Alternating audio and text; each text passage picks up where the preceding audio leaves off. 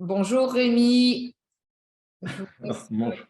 je vous remercie déjà beaucoup de nous avoir accordé cette conférence et ce webinaire et du temps que vous nous accordez. Je vous laisse la parole. Eh bien, avec plaisir, Sabine. Bon, bah, après, c'est pas la première fois qu'on travaille ensemble, vous et moi. Donc, moi, je suis Rémi Srivastava. Je suis docteur en neurosciences avec comme spécialité la migraine. Donc, je continue à l'INSERM à Clermont-Ferrand de travailler sur la migraine et un peu plus généralement sur la douleur chronique. Et j'ai également fondé le laboratoire NaturVeda qui a pour rôle de travailler et de développer des produits naturels pour justement les douleurs chroniques, les migraines, etc. Donc, je vais vous parler de la migraine. Là, on va essayer de faire aller une demi-heure. On va se donner une demi-heure pour qu'après, on puisse avoir un moment d'échange. Introduction, Freud, Jules César, Frédéric Chopin, Victor Hugo. Si on peut leur trouver un point particulier, un point commun qu'ils ont tous eu, c'est d'avoir tous souffert de migraine. Parce que la migraine, en fait, on en parle depuis très longtemps. À la base, c'est Arrêté, qui est un médecin grec à peu près au IIe siècle, hein, qui a beaucoup travaillé sur cette pathologie, qui lui a donné même un nom pour la première fois. Il l'a appelé hétérocranie il l'a qualifié comme une maladie loin d'être bénigne, avec des symptômes inconvenants et atroces qui rend le patient las de vie.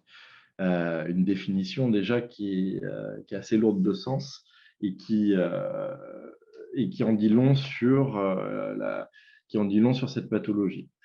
La migraine, c'est un peu la pathologie de tous les records. Les chiffres évoluent et les chiffres évoluent, mais elle est à la troisième place et à la seconde place. Elle est à la troisième place des maladies les plus fréquentes au monde. Donc, une maladie qui est plus fréquente que le diabète, que l'asthme, que les maladies cardiaques. Et pourtant, on connaît dans la population, on connaît beaucoup plus le diabète, on connaît beaucoup plus l'asthme. Les pathologies cardiovasculaires aussi, on connaît bien, on les étudie aussi beaucoup. Et pourtant, la migraine est plus fréquente que l'ensemble de ces maladies. Elle est également à la seconde place des maladies les plus invalidantes au monde. Et encore, si on prend certaines tranches d'âge féminines, elle passe presque à la première position. Elle est juste derrière les douleurs lombaires. Euh, et on la retrouve également chez les enfants, là aussi très invalidante. Donc, un peu la pathologie de tous les records. Et si on regarde dans la population, on estime que 20% de la population adulte est atteinte de migraine. Alors, peut-être que quand vous allez regarder, faire un peu de bibliographie, vous allez voir des chiffres qui peuvent varier sur ces 20%. Des fois, on parle de 5-6%, des fois, on parle de 20%.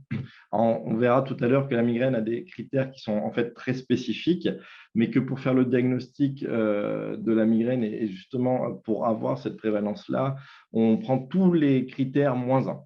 Et on considère que voilà, si on prend tous les critères, parce que un patient ne peut pas forcément avoir tous les critères de la migraine, donc si on prend tous les critères moins 1, on estime que 20% de la population souffre de migraine, 10% chez les enfants, et c'est environ 3 femmes pour un homme.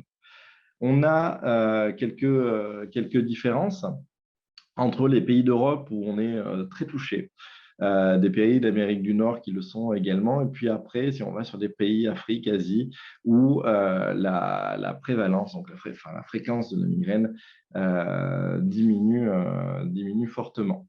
Alors, du coup, ça a amené quelques questions, hein, et puis notamment, est-ce qu'il existe des facteurs génétiques de la migraine?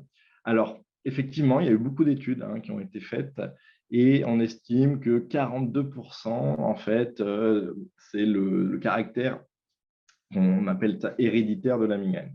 Alors, qu'est-ce que ça veut dire? Comment on a pu déterminer ça? En fait, les facteurs génétiques de la migraine sont difficiles à évaluer. On s'est rendu compte quand même qu'il y avait beaucoup de patients qui avaient des parents ou des grands-parents qui pouvaient être migraineux ou que leurs enfants pouvaient l'être également. Les études, elles sont basées sur ce qu'on appelle la migraine hémiplégique familiale, qui est un type de migraine, pour le coup, réellement héréditaire. Et on a essayé de regarder si, sur ces patients-là, on pouvait essayer de mieux comprendre la migraine et est-ce qu'il y a des troubles génétiques qui seraient retrouvés. On a trouvé des mutations. On a trouvé des mutations pour essentiellement des canaux qui sont impliqués dans la neurotransmission, pour les pompes sodium-potassium qui apportent en gros l'énergie à nos neurones.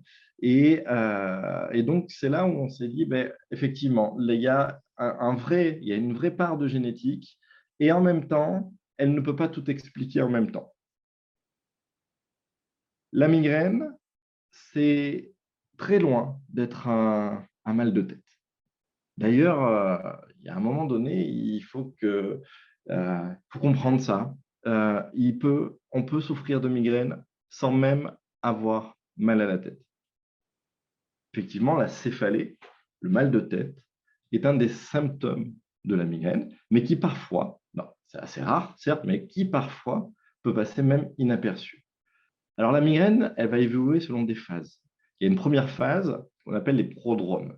Donc, c'est ce qui va venir au tout début, où là, on va commencer, le patient va ressortir une fatigue intense, une certaine irritabilité, il peut avoir très faim, il peut avoir de la sensibilité à la lumière, au son, des troubles du sommeil.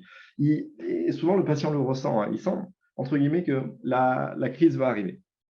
Ensuite, pour certains patients, on a la phase d'aura, l'aura migraineuse, où là, en fait, ces troubles vont s'intensifier. On va avoir des troubles neurologiques qui vont apparaître, qui sont transitoires, donc qui arrivent et qui repartent. Et là, c'est essentiellement, on verra pourquoi, des troubles de la vision. Ça peut aller jusqu'à même la perte de la vue pendant un temps. Et puis sinon, des troubles de la parole, des troubles du langage, des fourmillements, des engourdissements et voire même de la paralysie. Puis, à ce moment-là, ensuite, on rentre dans la crise. Et là, on a vu qu'entre les prodromes et les auras, c'est passé de quelques heures à quelques jours. Finalement, la crise apparaît. Donc là, on va ressentir certes le mal de tête, puis va s'associer des nausées, des vomissements, va continuer à persister cette sensibilité à la lumière, au son, où le patient souvent est obligé de rester dans le noir. Une raideur musculaire et surtout une fatigue intense. Et quand on parlera tout à l'heure un peu du mécanisme de la migraine, on comprendra pourquoi le cerveau du patient migraineux est totalement épuisé déjà à ce moment-là. Et puis enfin, la crise commence à diminuer.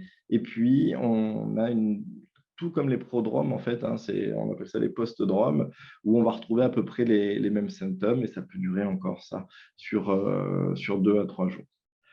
Du coup, la migraine, elle est compliquée à diagnostiquer parce que c'est un diagnostic qu'on dit d'exclusion.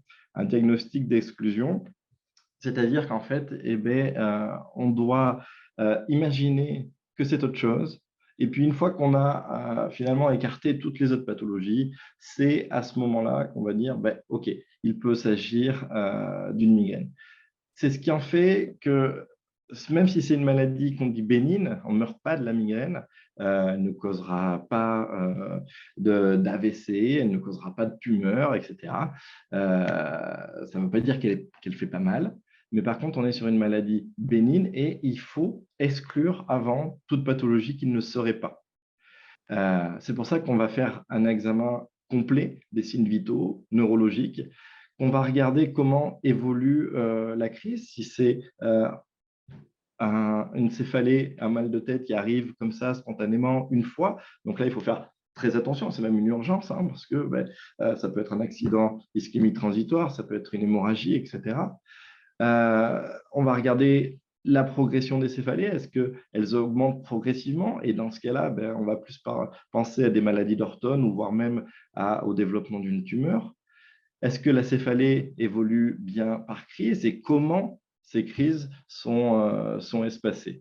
Et tout ça rend le parcours pour le patient extrêmement compliqué et souvent il va se sentir incompris parce que le patient, lui, sait, il fait des crises de migraine, ça arrive à répétition. Puis le jour où il décide de se prendre en main et qu'il va aller voir le médecin, ben, finalement le médecin va lui faire toute une batterie de thèses, va pas dire que c'est de la migraine tout de suite, va l'emmener voir un neurologue qui va lui faire passer un IRM. L'IRM va dire qu'il n'y a rien. Donc, du coup, après, il faut que ça reparte chez le médecin qui va conclure à de la migraine.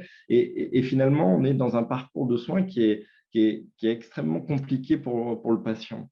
Donc, il y a une société qui s'appelle l'International Headache Society, qui est un ensemble de scientifiques qui ont développé des critères précis pour le diagnostic de la migraine et ainsi aider les patients et les thérapeutes. Donc, parmi ces critères, on retrouve le fait d'avoir fait au moins 5 crises. Ça, c'est le minimum. Il faut que ça y ait une évolution par crise, avec une crise de céphalée qui va de 4 à 72 heures, pas plus. Des caractères un peu spécifiques à cette céphalée, hein, qu'elle soit unilatérale, pulsatile, une intensité modérée à sévère et aggravée par l'activité physique. Alors, ce n'est pas l'ensemble de ces 4. Hein, c'est pour ça que tout à l'heure, je vous disais, quand on dit les 20% de la population souffre de migraine, je vous ai dit, c'est qu'on prend tous les critères de la migraine, sauf un. Parce que voilà, tout le monde, d'ailleurs, je pense qu'il y a des patients migraineux, tout le monde n'a pas l'ensemble forcément de ces caractéristiques-là. Ensuite, il faut qu'il y ait de la nausée ou des vomissements, ou bien de la photophobie, donc sensibilité à la lumière, et phonophobie, sensibilité au son. Et enfin, le dernier des critères, c'est d'avoir écarté l'ensemble des diagnostics. C'est obligatoire. Les facteurs déclenchants de la migraine, et c'est là où on va commencer petit à petit à rentrer un peu dans le mécanisme de la migraine, c'est qu'ils sont très variables. Et puis, d'un patient à l'autre, ça va évoluer, ça va changer. Au sein d'un même patient, au cours de sa vie, hein, ça va là aussi évoluer. Le stress, les variations hormonales rentrent effectivement en première position.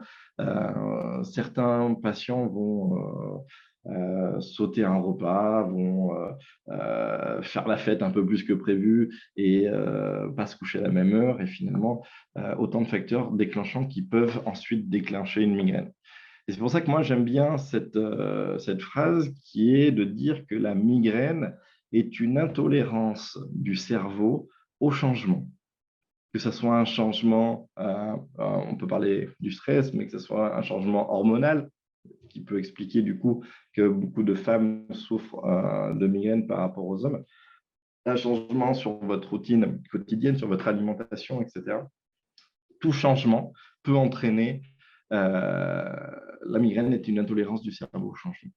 Donc, comment expliquer que des facteurs déclenchants qui sont finalement si différents les uns des autres peuvent induire la même chose, in fine, c'est-à-dire une crise de migraine? Alors là, on va s'intéresser à une petite partie du cerveau qui s'appelle l'hypothalamus. L'hypothalamus, il est, pour faire simple, on va dire que c'est lui, c'est cette partie-là, qui va intégrer énormément d'informations issues de l'extérieur. Il va être impliqué dans les cycles du sommeil, le cycle jour-nuit, dans les sécrétions hormonales. Et en même temps, cette petite glande, elle a une autre fonction, c'est d'être impliquée d'être traversée et impliquée dans les voies de modulation de la douleur. Chez le patient migraineux, on a constaté que lors d'une crise de migraine, l'activité de cette glande était augmentée. Mais on a aussi constaté, ça doit être confirmé, mais les études vont vraiment dans ce sens, que même entre les crises de migraine, on avait ce qu'on appelle une hyperexcitabilité de l'hypothalamus. Donc, entre guillemets, il est prêt à réagir. L'ensemble de ces facteurs qu'on a vus tout à l'heure sont intégrés au niveau de l'hypothalamus. Et là, maintenant, on va prendre un tout petit peu de temps pour vous expliquer pourquoi la migraine est une vraie maladie et quel est son mécanisme d'action. Comment ça marche? Parce qu'il y a une explication. Alors, qu'est-ce qu'on voit là?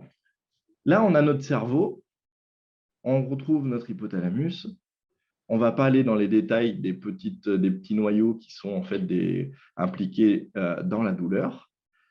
On a des aires du cerveau. Alors V, c'est très simple, hein. V pour visuel, S pour sensitif, M pour motrice. Donc c'est une aire visuelle, une aire sensitive, une aire motrice qui permet de bouger, qui permet de voir, qui permet de sentir. Et on va rajouter sur notre schéma l'enveloppe des cerveaux qu'on appelle les méninges. Les méninges, c'est votre enveloppe, parce que dites-vous qu'en fait, quand on a mal à la tête, ben, on a pas mal au cerveau. Le cerveau, lui, il n'est pas innervé d'un point de vue sensitif. Si on mettait un couteau à l'intérieur d'un cerveau, on n'aurait pas mal au cerveau. Donc, en fait, ce qui va faire mal, c'est son enveloppe qu'on appelle les méninges.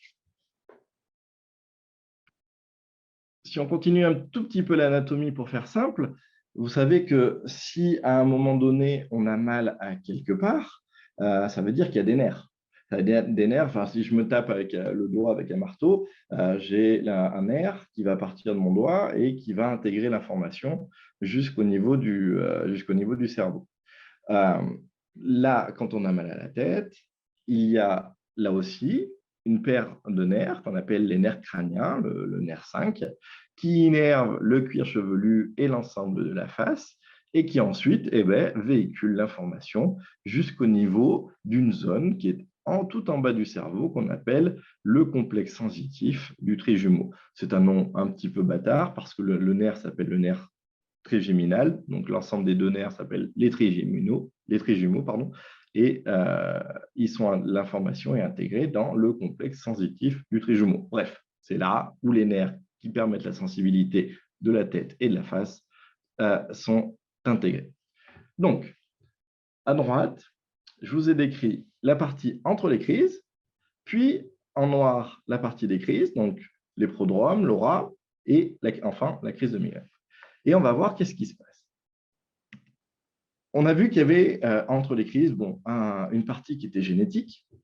On a vu qu'il y avait une altération de l'hypothalamus où passent les voies descendantes, les voies de la douleur.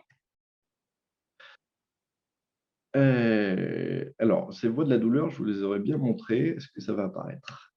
Oui, voilà, elles apparaissent en jaune. Donc voilà, il y a des voies, d'accord, de la douleur qui sont capables de descendre et qui viennent comme ça envoyer de l'information à travers l'hypothalamus et qui viennent même renvoyer l'information jusqu'au complexe sensitif du trijumeau. Et puis, qu'est-ce qu'on a vu aussi entre les crises? On a vu qu'il y avait une hyperexcitabilité du cerveau. Donc, je vous ai parlé tout à l'heure qu'on l'a retrouvé au niveau de l'hypothalamus. Et puis, plus la recherche avance, plus on se rend compte qu'il y a plusieurs aires du cerveau qui ont tendance à cette hyperexcitabilité au niveau du cerveau. Donc, qu'est-ce que ça crée? Ça crée ce qu'on appelle un état de sensibilisation. La sensibilisation, il faut imaginer qu'à un moment donné, on stimule. J'imagine, je ne sais pas moi, un enfant qui vous dirait j'ai faim, ou je veux ça. Et au bout d'un moment, on va peut-être un peu surréagir parce qu'on en a marre d'être stimulé de la sorte. Le cerveau, et particulièrement le complexe sensitif du trijumeau, chez le patient migraineux, à force de crise de migraine, il est sensibilisé. Et c'est pour ça que plus il est sensibilisé, plus on a tendance à faire de plus en plus de crises, voire même des crises de plus en plus fortes. Donc, voilà l'état du cerveau du patient migraineux entre la crise. Et puis maintenant, on va rentrer dans la première phase qui sont les prodromes. Donc là, on a vu qu'on avait des facteurs déclenchants. On a des facteurs déclenchants qui sont intégrés, du coup, on l'a dit, au niveau de l'hypothalamus. Et là, pour des raisons inconnues, et à un moment donné, l'hypothalamus, qui est lui aussi en mode hyper excitable et hyper sensibilisé, il va décharger. Il va décharger et on appelle ça un orage nerveux qui va se propager de l'arrière du cerveau vers l'avant du cerveau. Alors, qu'est-ce que c'est qu'un orage nerveux? Pour ceux qui ont fait un peu de biblio, on appelle ça la dépression corticale envahissante. Cet orage nerveux, en fait, ce sont les neurones qui vont s'hyper exciter puis se calmer. On appelle ça, ils vont dépolariser. Et ça commence essentiellement vers l'arrière du cerveau et ça va se propager jusqu'à l'avant. À l'arrière du cerveau, si on reprend notre petit schéma, on voit qu'il y a les aires visuelles. Donc, on va exciter ces aires visuelles lors de l'orage nerveux, ce qui explique que certains patients vont avoir les premiers symptômes de l'aura migraineuse, où ils vont dire ah, je vois flou, je commence à avoir des lignes hachurées devant moi, etc. Et puis, plus ça va avancer, si l'orage nerveux se déplace au niveau des aires sensitives, mais sur l'aire sensitive, j'ai des difficultés à sentir. Ça va atteindre par des fois l'aire du langage. Et là, le patient va dire oui, mais moi, pendant cette phase-là, j'arrive même pas à parler. Dites-vous que quand on est là, on n'est pas du tout encore dans la phase de migraine. Hein. On est encore dans les prodromes. Et puis, du coup, il y a forcément une activation à un moment donné qui doit se faire pour aller passer sur la partie de crise. Comment on passe de cet orage nerveux à finalement j'ai mal à la tête? Eh bien, dites-vous que quand les neurones, là, ils vont dépolariser, ils vont tout rejeter, ils vont aller en même temps activer des petits récepteurs qu'on a sur nos méninges. Et du coup, les récepteurs qui ont été activés sur nos méninges, ils envoient l'information au niveau du complexe sensitif du trijumeau en disant on vient de me stimuler là. Et puis le complexe sensitif du trijumeau, on l'a vu, il est un peu en mode hyper excité. Et lui, il va faire remonter l'information de manière peut-être même, alors je reviens en arrière, de manière peut-être un petit peu violente. L'information, hop, va remonter, passe par les voies ascendantes de la douleur, repasse par l'hypothalamus et arrive en haut au niveau du cerveau. C'est seulement à ce moment-là, quand ça arrive dans l'aire sensitive, etc., que le patient se dit « Ah, ça y est, j'ai mal à la tête. Je sens la douleur. » Et puis, vu que l'information se propage dans plusieurs aires du cerveau, à un moment donné, il va pouvoir dire « oui, elle est là, elle est à droite, elle est lancinante, il va pouvoir la décrire, son intensité, etc. » Mais finalement, on voit que dans le processus de la migraine, ça arrive uniquement à la fin, finalement. Je pourrais m'arrêter là. D'ailleurs, je m'étais arrêté là en expliquant comment on arrive finalement au mal de tête.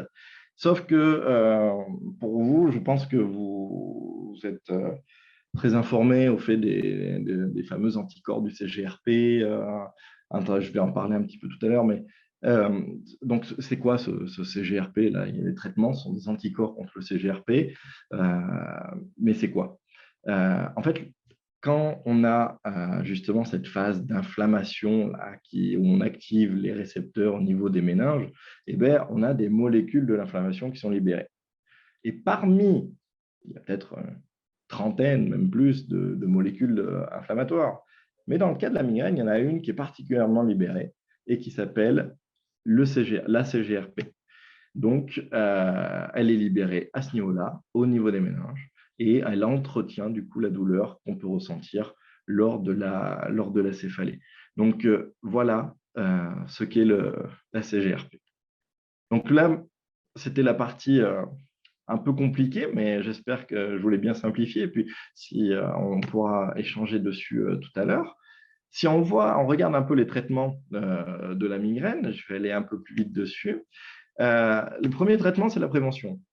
Éviter les facteurs déclenchants, avoir des techniques de relaxation parce qu'on a vu que le cerveau avait ce côté un peu hyper excitable, donc détendre entre guillemets notre cerveau, et puis avoir une activité physique. Là, ça a été prouvé, à raison de 2 à 3 fois par semaine, il a été prouvé que l'activité physique entraînait une diminution de la fréquence des crises de migraine.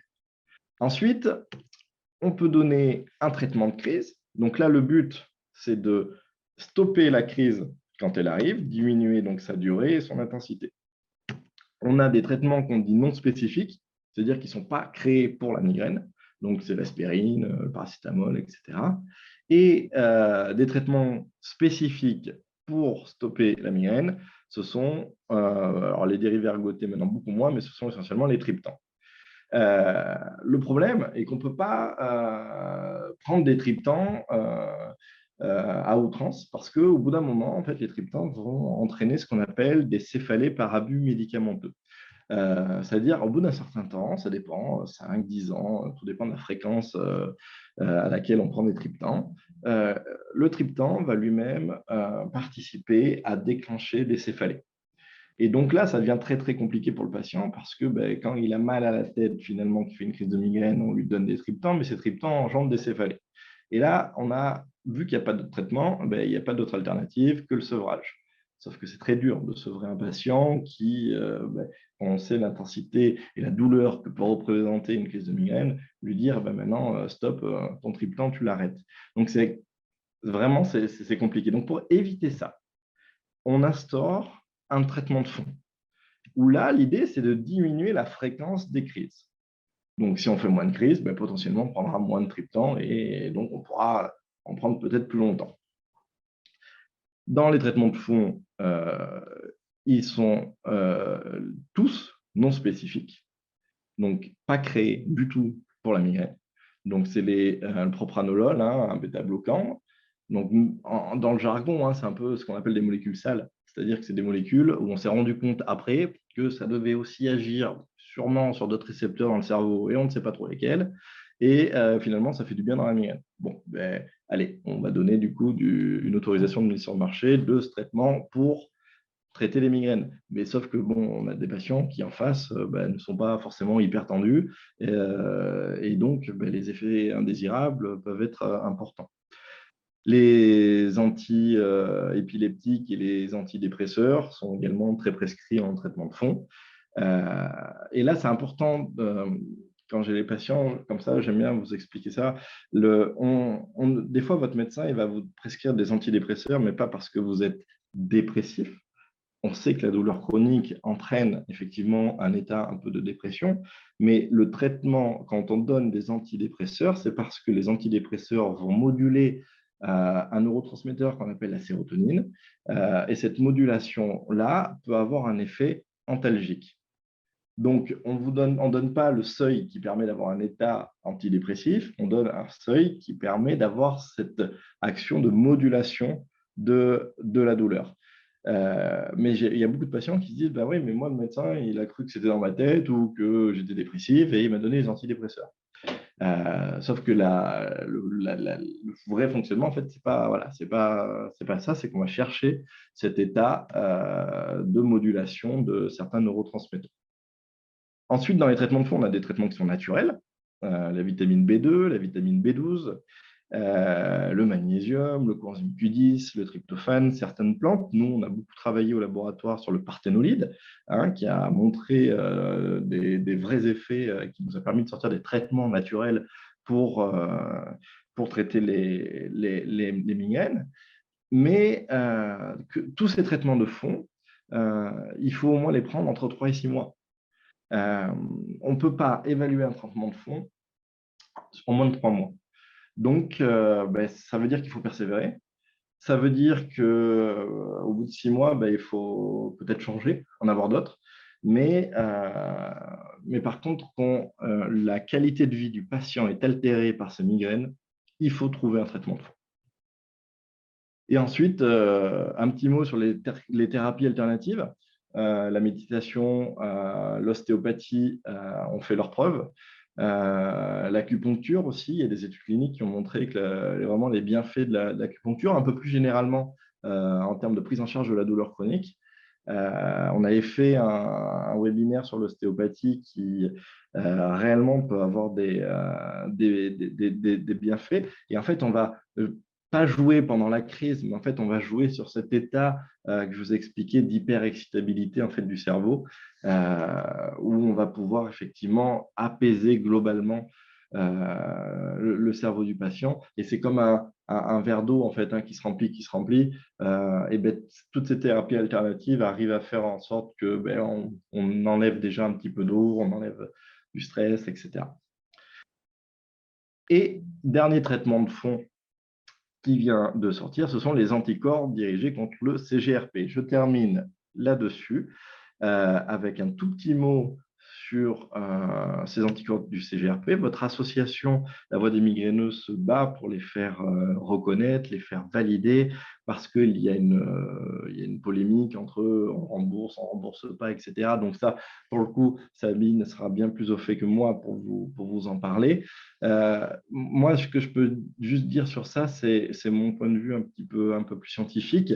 Le CGRP est une molécule de l'inflammation qui est libérée certes au niveau du cerveau pendant la migraine. Elle entraîne également ce qu'on appelle une vasodilatation, c'est-à-dire que les vaisseaux sanguins vont se dilater fortement. C'est pour ça qu'au tout début, ce qui est erroné, mais au tout début, on pensait que la migraine, c'était dû à une dilatation des vaisseaux sanguins. Ce n'est pas du tout le cas. En fait, c'est un effet secondaire de la libération de cette molécule pro-inflammatoire qui est le CGRP. Maintenant, en fait, il y a une polémique quand même qui est faite. Il faut juste se poser la question, si on prend des anticorps du CGRP, donc on élimine en gros le CGRP dans le corps du patient pendant très longtemps, le CGRP est une molécule certes de l'inflammation, mais elle a d'autres rôles. Elle a d'autres rôles. Et notamment, si on fait un accident ischémique transitoire, c'est-à-dire qu'un vaisseau sanguin va être bouché au niveau du cerveau, et le corps va libérer du CGRP pour dilater les vaisseaux sanguins et faire en sorte que l'air qui est ischémié, finalement, va pouvoir être approvisionné en sang. Maintenant, on est en droit de se poser la question de qu'est-ce qui va se passer si on a des anticorps du CGRP depuis 10 ans, 15 ans dans le corps, et peut-être qu'on pourrait supposer qu'un accident ischémique qui devait être transitoire, finalement, ait des conséquences beaucoup plus graves. Et ça fait partie d'une voie de réflexion qu'il faut avoir. C'est pour ça que l'American Headache Society a dit que, OK pour les anticorps du CGRP, mais pour des patients chroniques, donc qui ont un jour sur deux, ils sont en migraine, qui surtout sont en échec thérapeutique des traitements conventionnels. Et dans ces cas extrêmes-là, effectivement, ils ont toute leur place pour moi. Voilà, je ne sais pas si j'ai tenu la demi-heure ou pas, et je suis disponible pour échanger avec vous si vous souhaitez. Soit je voulais juste parler de mes migraines qui sont à bascule. Donc, c'est-à-dire que moi, je peux avoir une migraine qui dure jusqu'à 72 heures du côté où elle commence. Ça commence soit à droite, soit à gauche. Et au bout de 3 jours, ça bascule de l'autre côté pour durer 3 jours encore. Alors, pourquoi? Est-ce qu'on a une explication? On n'a pas vraiment d'explication à ça sur la migraine à bascule. On a beaucoup d'hypothèses. Oui. On sait, quand je vous ai dit là tout à l'heure que l'hypothalamus était activé ou hypersensible, en fait, l'hypothalamus, il se divise lui aussi en deux, en partie droite et partie gauche. Et du coup, quand on a une crise de migraine, c'est une des deux parties qui est activée. Et en fait, il n'est pas impossible que d'une manière, par contre, qu'on ne sait pas expliquer, ou en tout cas, je ne suis pas au fait de ça, mais par contre, voilà, quand on a fait une migraine et qu'on a activé une partie de l'hypothalamus, il n'est pas impossible qu'on sensibilise en fait l'autre partie et que du coup, après, c'est l'autre partie qui va être plus sujette à déclencher, ce côté. D'accord. Il n'est pas impossible qu'on trouve d'autres explications, d'autres réponses en tout cas à cette question, qui est une vraie question sur laquelle beaucoup de monde travaille. D'accord. Bon, écoutez, merci. Moi, je suis à mon bureau, donc je vais être obligée de quitter le webinaire. En tout cas, merci à Sabine, à toute l'association pour tout ce que vous faites. Merci. Merci. Merci, madame. Alors, il y a une question. Alors, Il y a une question sur l'oxygène. Ouais. Oui, il y a des thérapies avec l'oxygène, effectivement. Pas, alors, dans la migraine et en fait même dans la prise en charge des douleurs chroniques, effectivement, l'oxygénothérapie fonctionne bien chez certains patients seulement. Donc, effectivement, ça vaut le coup d'être essayé. Et si ça fonctionne, eh ben, c'est tant mieux. Mais effectivement, oui, ça peut être une alternative que je n'ai pas mentionnée dans mes traitements, mais tout à fait, oui.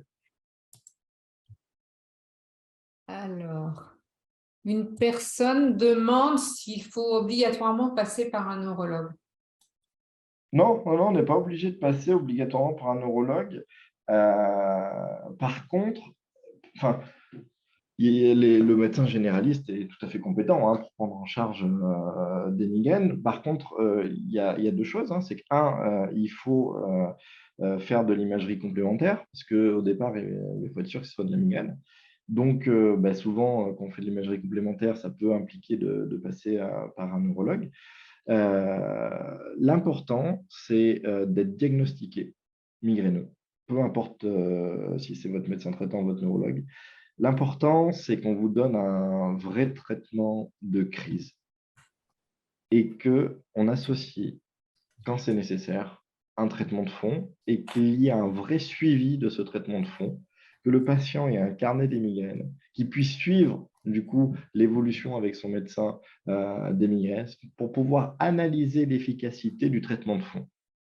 C'est cette prise en charge-là qui doit être faite et peu importe si ce soit le médecin ou le neurologue. Alors, qu'est-ce qu'il y avait d'autre? Il y a des personnes qui sont atteintes en même temps d'AVF et de migraine. Alors, ça, c'est une question qui revient aussi sur les réseaux sociaux. Est-ce que tu as un peu plus d'informations sur cette association? Alors, sur quoi et quoi, pardon? AVF et migraine, algie vasculaire de la face. De la face, ouais. Alors, je ne suis pas en mesure d'expliquer le lien là, entre les deux. Je suis même pas au fait là pour le coup de la prévalence entre les deux. Donc non, je ne vais pas m'aventurer là-dessus. Parce que pour moi, on est quand même sur des mécanismes d'action qui sont très différents. Donc, même si j'ai peut-être des hypothèses de liens qui peuvent émaner là, il faudrait que je fasse de la bibliographie là pour répondre clairement à cette question. Alors, il y a une question qui est, je pense, une des raisons pour laquelle plusieurs personnes se sont inscrites.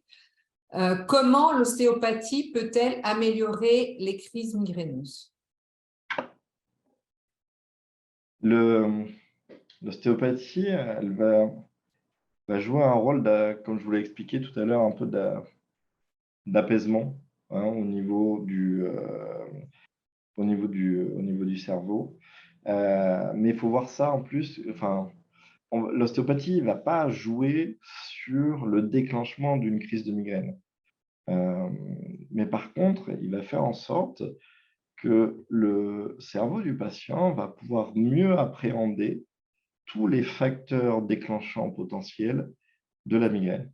Va faire en sorte qu'au niveau de l'hypothalamus, etc., on puisse avoir un verre, entre guillemets, un peu plus grand, si je puis dire, pour que le déclenchement se fasse plus tardivement. Et ça peut passer par énormément de techniques selon le patient. On parle d'ostéopathie crânienne. Alors oui, effectivement, l'ostéopathie crânienne peut jouer un rôle, mais ce n'est pas du tout nécessaire. La fasciathérapie, qui est une partie de l'ostéopathie, peut jouer tout son rôle là-dessus et de la même manière. Des techniques ostéo-articulaires qui vont avoir tendance à vouloir rééquilibrer l'ensemble du corps peut apporter aussi du bien au patient. Mais c'est quelque chose de relativement global. c'est global sur on ne travaille pas sur la migraine, on travaille sur l'état général du corps. Par contre, il y a des études cliniques qui ont effectivement montré l'efficacité que pouvait apporter l'ostéopathie. Rarement en un coup, comme ça, en une séance de traitement. Il faut voir ça comme un traitement de fond. Donc, il faut au moins faire, je ne sais pas, nous, dans les protocoles qu'on avait, on était à au moins toutes les 2 semaines, une séance pendant les 3 premiers mois. Et puis après, on faisait une réévaluation. Et puis après, on pouvait se passer les patients de 2 à 6 mois entre les traitements. Mais au départ, ça nécessite qu'il y ait une vraie prise en charge et surtout que l'ostéopathe connaisse le fonctionnement de la migraine. Parce que globalement, la migraine, on a beaucoup de gens qui prétendent pouvoir agir dessus et sans finalement savoir réellement qu'est-ce que c'est et comment ça fonctionne. Mais une fois qu'on a compris que l'ostéopathe ou peu importe le thérapeute, on a compris qu'il y a une vraie hyperexcitabilité du cerveau qui est retrouvée entre les crises, avec du coup une réaction très forte et une sensibilisation à la douleur, ces mots-là, sensibilisation, hyperexcitabilité, voilà, ça doit l'amener à mettre son protocole de soins en place. Mais voilà, il faut quand même qu'il soit un minimum au fait de qu'est-ce que la migraine. Est-ce que ça peut suffire comme traitement de fond? Est-ce que ça peut suffire comme traitement de fond?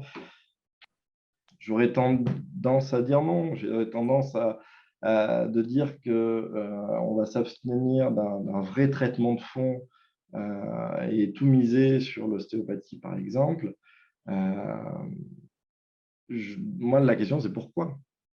Pourquoi?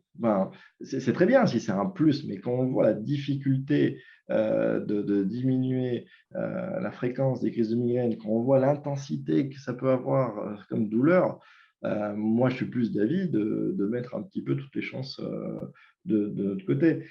Je n'ai pas vu, pour l'instant, je ne dis pas que ça ne peut pas exister. Il y aura sûrement certains patients qui diront, moi, je suis allé voir l'ostéopathe une fois et depuis, je suis guéri et plus jamais de migraine. Et c'est très bien pour eux. Mais globalement, on ne le voit pas tous les jours. Enfin, moi, j'en ai jamais vu. D'accord. Encore 2 questions et puis je pense qu'on va arrêter là. Alors, une première question avec une réponse rapide. Une personne dit que les injections d'anti-CGRP sont quand même coûteuses. Elle demande si c'est possible d'en faire tous les 2 ou 3 mois. Est-ce que ça peut être efficace? Alors, je ne peux pas répondre à cette question-là. En fait, il y a plusieurs traitements qui sont sortis, ils ne sont pas dosés de la même manière, etc. Il y a du cas par cas aussi pour les patients. Ce qui est sûr, c'est que l'évaluation clinique, elle se fait selon une posologie stricte. Donc, si vous avez un traitement où on vous dit celui-là, il faut le faire tous les mois, il faut l'injecter tous les mois, l'efficacité clinique, elle est démontrée là-dessus. Donc, est-ce que ça marchera chez vous si on le fait tous les 2 mois? Il y a de fortes chances que non. En tout cas, personne ne peut vous répondre parce que ça n'a jamais été évalué en clinique. Donc, si on a accès aux anticorps du CGRP, je pense qu'il faut se mettre toutes les chances de son côté et effectivement suivre le protocole correctement. Après, parce que là, en fait, il y a 2 questions qui se chevauchent. Il y a une question qui est plus politique, c'est cher, et ça, c'est inadmissible. Et les patients qui en ont besoin devraient pouvoir accéder au traitement. Et pour ça, Sabine, vous vous battez avec l'association pour ça, et vous êtes bien entouré, je vous le dis. Enfin, je dis ça aux patients. Et le côté après, plus traitement, où non, un traitement, s'il doit être pris, il a été évalué dans certaines conditions, avec une certaine posologie, c'est comme ça qu'il faut le prendre. Et une dernière question, parce que je pense qu'elle est très intéressante et qu'elle concerne aussi l'ostéopathie. Comment contrer l'impact des migraines sur le sommeil? Ouais. Comment contrer l'impact des migraines sur le sommeil? C'est une question, je pense qu'on a beaucoup entendu. J'ai vraiment pas de réponse miracle. Au-delà de dire que c'est que migraine et sommeil, en fait, cette question, on la retrouve dès qu'on parle de douleurs chroniques. Et en gros, comment la douleur chronique, finalement, altère le sommeil, ça a été démontré. Comment est-ce qu'on peut arriver à jouer là-dessus? Je crois que les études les plus bluffantes que j'ai pu lire, après, je n'ai pas lu toutes les études, hein, mais les plus bluffantes que j'ai pu lire sont sur la méditation, la sophrologie et les techniques d'auto-hypnose. Et c'est là où on avait les résultats les plus incroyables entre la qualité du sommeil et la douleur. Merci beaucoup, Rémi, de nous avoir accordé ce temps. C'était très intéressant. Et puis, à bientôt. Avec plaisir, Sabine. Au Au revoir à tous et puis merci. Merci.